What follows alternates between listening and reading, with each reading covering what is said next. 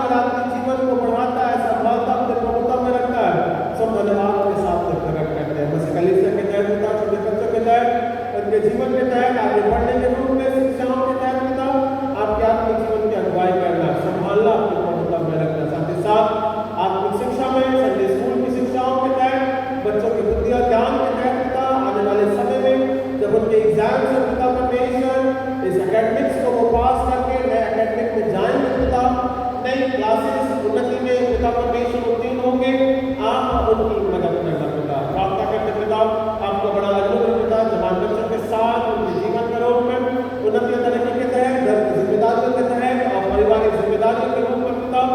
आपका आत्मिक सेवा के रूप में पिता आप उनकी मदद करना। हम प्रार्थना करते पिता परमेश्वर मसीह परिवारों के लिए, पति पत्नी के प्रेम, पारिवारिक जिम्मेदारियां, घर की योजना, प्रबंधन, कार्य और पिता परमेश्वर सबसे बड़ी बात पिता आत्मिक संगति में, सहभागिता में, प्रार्थनाओं में अपने जीवन को बिताने पाते, उनके फाइनेंशियल और पिता परमेश्वर उन्नति के तहत और उनके कार्यों के तहत, घर की योजनाओं के तहत, प्रबंध के तहत मसीह परिवार बढ़ने पाए, इस बात का प्रार्थना के रूप में रखते हैं। प्रार्थना करते पिता ताकि बड़े मसीह परिवार